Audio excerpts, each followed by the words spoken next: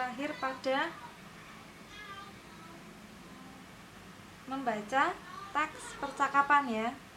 Kita masuk bab 2. Terakhir kita membaca teks percakapan.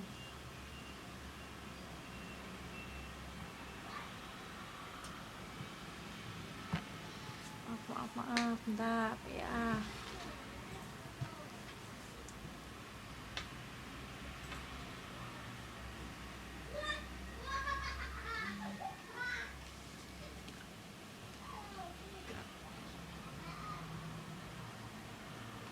Terakhir kita masuk pada teks membaca teks percakapan. Bab 2 ya.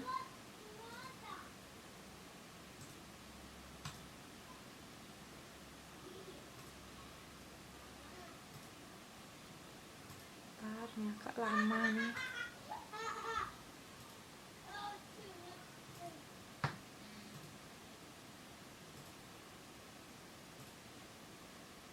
Nah, ini dia, kita masuk pada bab 2. Kemarin terakhir membaca teks percakapan. Kemarin sudah ini ya, coba kita praktekkan ya, membaca teks percakapan. Hasilnya cukup lumayan, tapi teman-teman kurang memperhatikan tanda baca dan intonasinya ya. Kemarin apa saja intonasi kalimat itu ada berapa macam? Masih ingat tidak? Gambarnya terbalik, tidak tuh Mbak Isyah? Di sini tidak terbalik tuh. Terbalik ini gambarnya.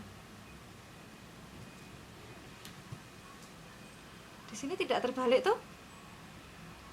Nanti bisa dilihat pada, coba saya perbaiki. Di sini tidak terbalik ya.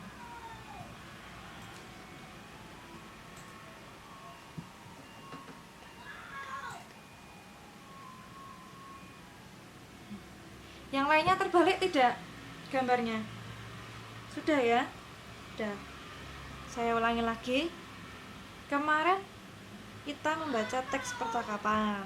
Sudah kita praktekkan ya, semua masing-masing mencoba membaca teks percakapan dengan membaca dialog juga.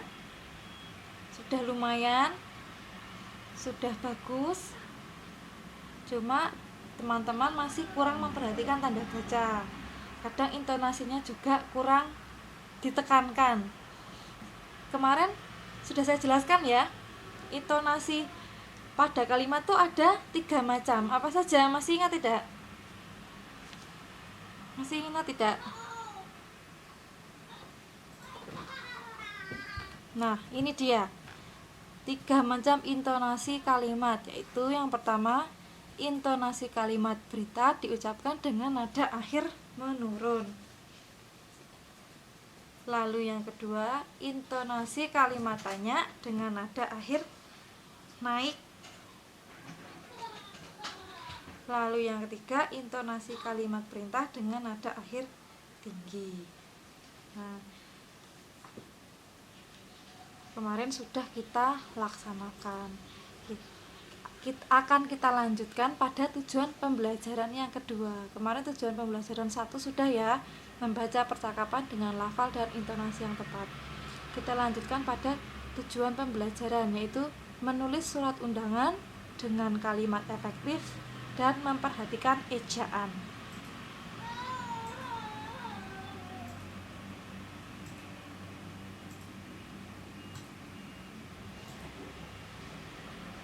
Nah, ini dia. Menulis surat undangan. Nah, terlihat tidak tulisannya? Kelihatan tidak tulisannya? Terlalu kecil atau tidak? Cukupan ya. Kita masuk pada menulis surat undangan. Surat adalah komunikasi dalam bentuk tulisan yang banyak digunakan orang. Nah, untuk menulis surat yang baik, sebaiknya kita memiliki kemampuan sebagai berikut. Yang pertama, menguasai bahasa yang dipakai dalam surat. Yang kedua, menguasai bentuk atau gaya surat. Yang ketiga, mempunyai ide atau tema yang jelas untuk disampaikan. Yang keempat, menulis urutan masalah dengan runtut dan baik. Nah, sedangkan surat undangan merupakan surat yang berisi ajakan atau permohonan untuk menghadiri suatu acara. Seperti misalnya pesta ulang tahun, pesta perkawinan, rapat, atau melakukan suatu kegiatan dan lain-lain. Nah, surat undangan dibedakan menjadi dua, yaitu surat undangan tidak resmi dan surat undangan resmi. Kita masuk pada yang pertama, surat undangan tidak resmi. Ya, ini dia. Surat undangan tidak resmi merupakan surat undangan yang ditulis oleh perorangan dalam suatu acara. Contohnya nih, Wanda akan merayakan hari ulang tahunnya yang ke-11. Ia akan mengundang teman-temannya.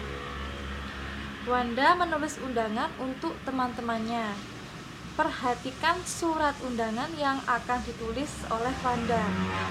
Namun sebelumnya Wanda harus mengetahui kriteria surat yang baik adalah sebagai berikut. Yang pertama, dalam membuat surat undangan tidak resmi ini, nama dan alamat pengirim surat undangan jelas. Jadi harus ada nama dan alamat pengirim.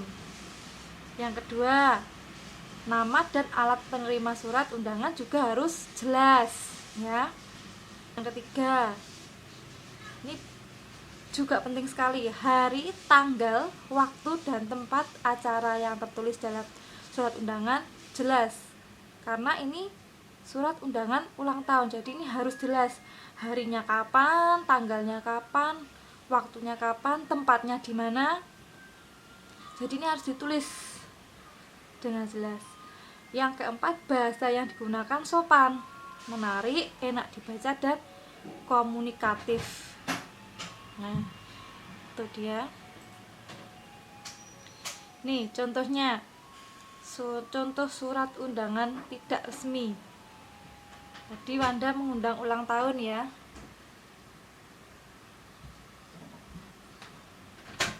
Saya kelihatan ya.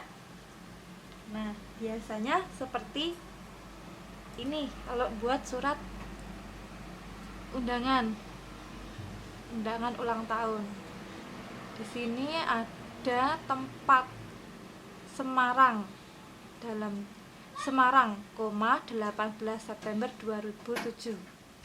Jadi ini kota di mana Wanda menuliskan undangan. Kemudian 18 September 2007 ini adalah di mana ketika Wanda menulis undangan. Tanggal Wanda menulis undangan. Kemudian buat Sinta. Nah, ini yang dituju adalah surat undangan ini adalah untuk Sinta di tempat. Lalu isinya, salam sejahtera. Teman-temanku yang baik, jangan lupa ya datang ke pesta ulang tahunku yang ke-11 besok pada hari tanggal Minggu 23 September 2007. Waktu pukul 10. Tempat di rumahku, Jalan Diponegoro 17, Semarang. Acara merayakan pesta ulang tahun. Ini penutupnya. Harap teman-teman datang tepat waktu ya. Kehadiranmu kado terindah buatku. Temanmu Wanda. Nah, ini contoh undangan tidak resmi seperti ini. Walaupun ini tidak resmi, tapi tetap harus memperhatikan 4 hal tadi ya. 4 hal tadi ya, ini dia. Nama dan alamat pengirim undangan. 2. Nama dan alat menerima surat undangan. Yang ketiga, hari, tanggal, waktu, dan tempatnya. Yang keempat, bahasa yang digunakan sopan dan menarik. Itu ya. Walaupun tidak resmi, tapi itu harus diperhatikan. Nah, seperti punya Wanda ini sudah memenuhi 4 kriteria tersebut. Ya, sudah memenuhi 4 kriteria tersebut. Di situ ada nama dan alamat pengirim. Ini namanya ya. Lalu ada nama dan alamat penerima surat undangan nih. Nama penerimanya. Lalu hari, tanggal, waktu, dan tempat acara. Sudah dituliskan di sini oleh Wanda ya. Nah, ini dia. Hari, tanggal, waktu, tempat, dan acara. Lalu bahasa yang digunakan sopan, benar, menarik, dan enak dibaca. Ini mudah sekali dibaca karena tidak terlalu banyak tulisan, dia langsung ke intinya. Seperti itu. Lanjut. Nah, surat undangan tidak resmi tersebut terdiri atas beberapa bagian dengan rincian sebagai berikut. Nih, ini penjelasan dari surat undangan ini di atas tadi. Yang pertama, tempat dan tanggal penulisan surat. Bagian ini ditulis pada bagian sudut kanan.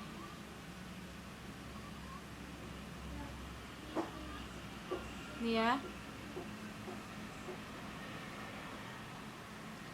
Nih, tempat dan tanggal penulisan surat ditulis pada bagian sudut kanan.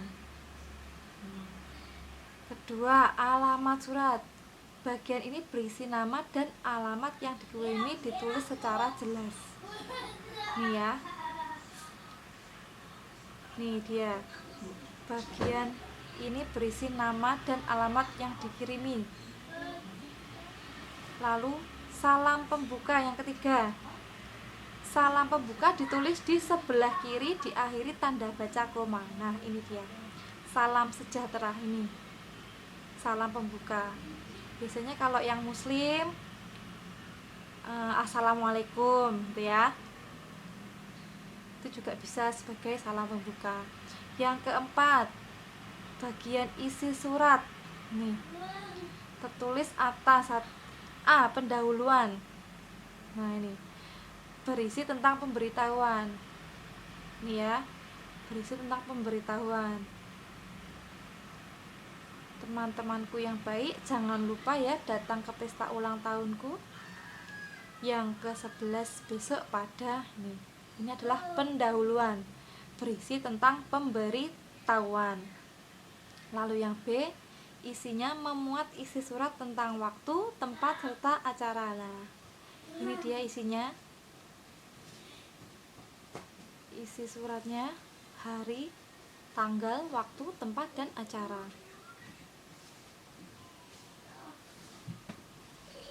Lalu yang C, penutup, berisi tentang harapan dan ucapan terima kasih. Ini ya, ini penutup, berisi harapan dan ucapan terima kasih. Nih, harap teman-teman datang tepat waktu ya, kehadiranmu kado terindah buatku. Lalu yang kelima, salam penutup. Bagian ini ditulis di bagian kanan bawah. Salam penutup diakhiri tanda baca koma. Ini salam penutup ini temanmu, ini diakhiri tanda baca koma. Ini ada komanya. Kemudian yang keenam, tanda tangan. Karena mungkin ini masih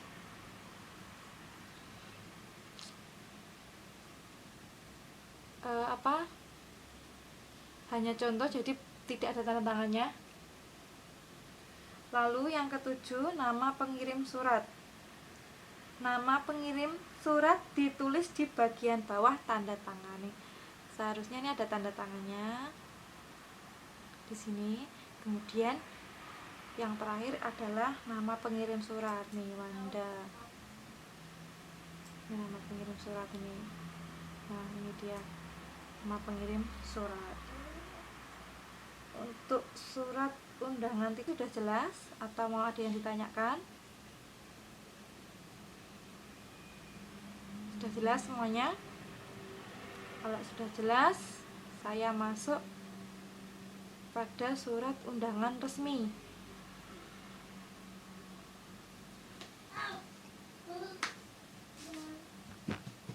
Ya, ini dia surat undangan resmi. Surat undangan resmi merupakan surat yang ditulis oleh instansi pemerintah atau swasta yang ditujukan kepada instansi, baik instansi pemerintah atau swasta, bahkan ditujukan kepada perorangan atau pribadi. Selain surat undangan resmi, ada beberapa jenis surat resmi, yaitu ini diperhatikan nih, biasanya juga suka keluar pada ujian. Nah, surat undangan resmi ada beberapa jenis. Yang pertama, surat tugas. Surat tugas yaitu surat yang dikirimkan kepada perorangan atau sekelompok orang untuk melaksanakan tugas-tugas tertentu yang ditulis oleh instansi, organisasi, atau perusahaan. Lalu surat resmi yang kedua yaitu surat edaran. Surat edaran yaitu surat yang berisi anjuran, pemberitahuan, petunjuk, pengumuman atau larangan yang bermanfaat sebagai dasar perbuatan sebagai kebijakan. Nah, surat edaran ini biasanya diterbitkan oleh instansi atau perusahaan yang kedudukannya lebih tinggi. Ya. Jadi diterbitkan oleh instansi atau perusahaan yang kedudukannya lebih tinggi.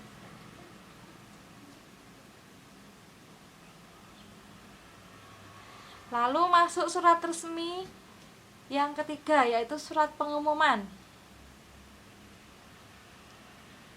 Surat pengumuman ini berisi tentang pengumuman atau pemberitahuan tentang sesuatu kepada khalayak umum.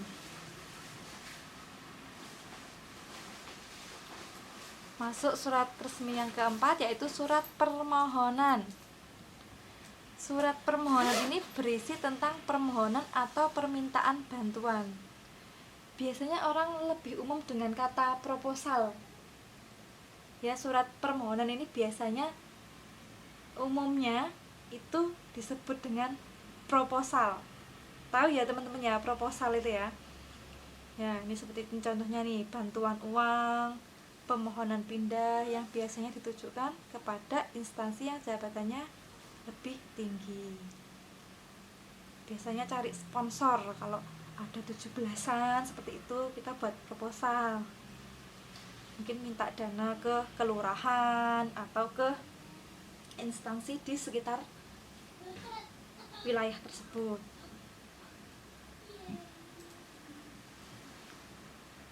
Lalu surat resmi yang kelima yaitu surat perizinan. Surat perizinan berisi permohonan izin untuk menggunakan fasilitas tertentu seperti gedung, lapangan, dan sebagainya. Ya, ini dia contoh undangan resmi. Nah, contoh undangan resmi.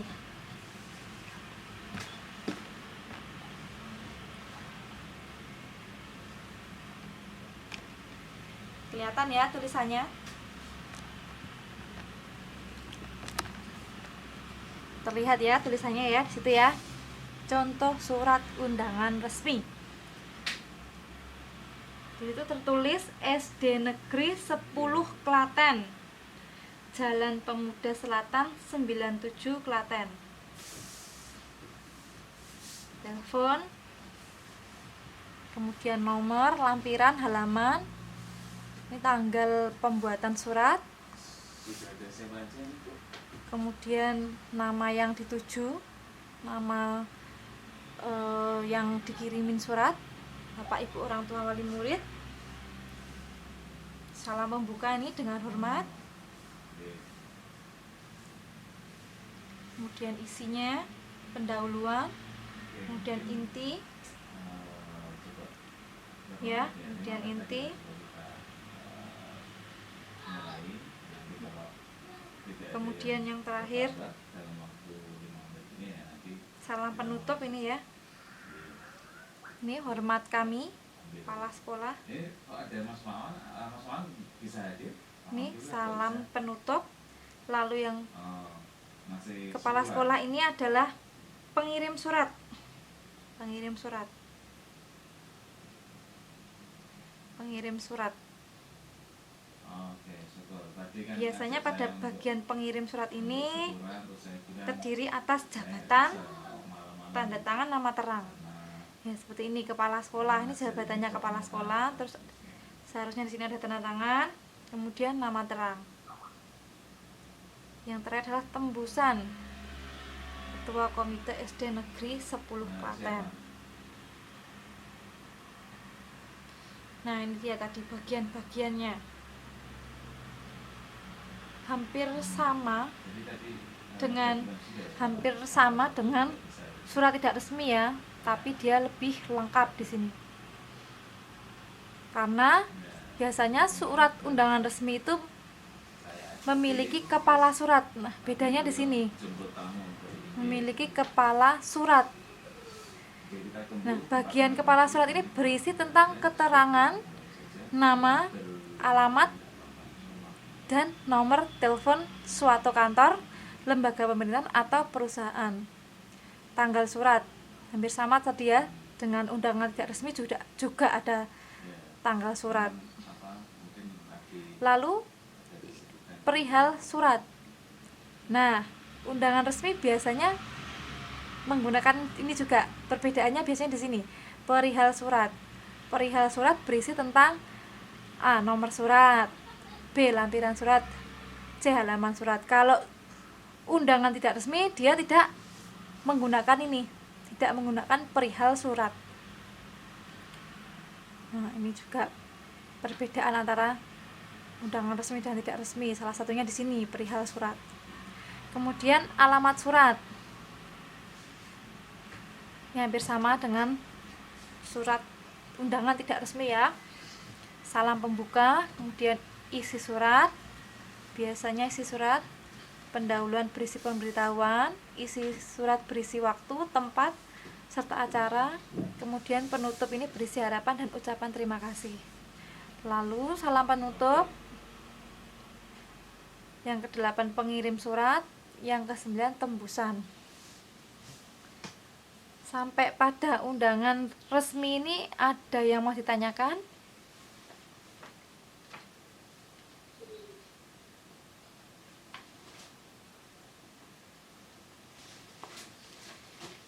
Ada yang menanyakan?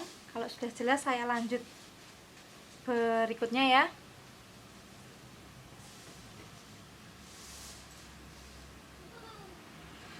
Nah, ini dia.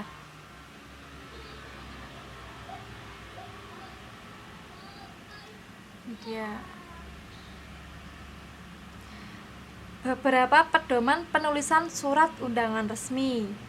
Ini ya, pedoman penulisan surat undangan resmi. Yang pertama, nama, alamat pengirim surat undangan jelas. Kedua, nama dan alamat penerima surat undangan jelas. Ketiga, hari, tanggal, waktu, dan tempat berlangsungnya undangan jelas. Yang keempat, bahasa surat undangan sopan, menarik, dan baku. Yang kelima, bentuk surat undangan resmi atau baku. Nah, ini dia. Kemudian tabel perbedaan surat undangan resmi dan tidak resmi. Tadi sudah saya jelaskan sedikit ya. Pertama, bentuknya surat undangan resmi baku. Surat undangan resmi itu baku, sedangkan surat undangan tidak resmi itu agak bebas. Lalu bentuknya ada kepala surat. Ya, seperti yang saya jelaskan tadi. Kalau undangan tidak resmi tidak ada. Kemudian ada perihal suhat. Undangan tidak resmi tidak ada, tadi sudah saya jelaskan. Kemudian jabatan dicantumkan. Kalau undangan tidak resmi, jabatan tidak dicantumkan. Kemudian ada tembusan surat untuk undangan resmi, sedangkan undangan tidak resmi tidak ada tembusan surat. Lalu untuk bahasa, undangan resmi menggunakan ragam bahasa baku, ya. Sedangkan surat undangan tidak resmi menggunakan ragam bahasa tidak baku atau bebas, tapi sopan, ya. Lalu isinya untuk surat undangan resmi itu bersifat kedinasan, dan undangan tidak resmi bersifat pribadi. Sampai sini ada yang mau ditanyakan? Cukup mudah ya, bisa ya semuanya ya kalau suruh buat surat undangan resmi maupun tidak resmi ya. Jelas kan? Atau mau ada yang tanyakan?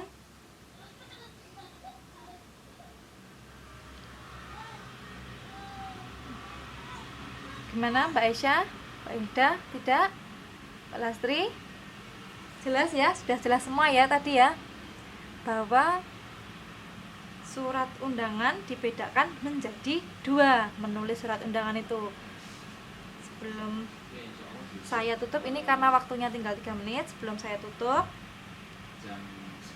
kita review sebentar, kita resume sebentar yang kita pelajari hari ini, yaitu menulis surat undangan. Surat undangan dibagi menjadi dua, itu surat undangan tidak resmi dan surat undangan resmi. Nah, perbedaannya tadi sudah disebutkan ya, bentuknya.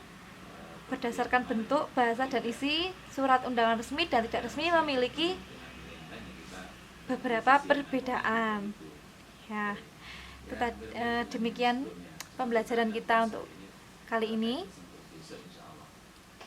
Karena waktunya sudah habis, pembelajaran bahasa Indonesia saya tutup. Sebelum kita resmi tutup, kita berdoa dulu dengan membaca bacaan hamdalah. Alhamdulillah. Ya, sekian dari saya. Terima kasih atas perhatian teman-teman. Sampai bertemu lagi besok insyaallah pada pembelajaran bahasa Indonesia ya.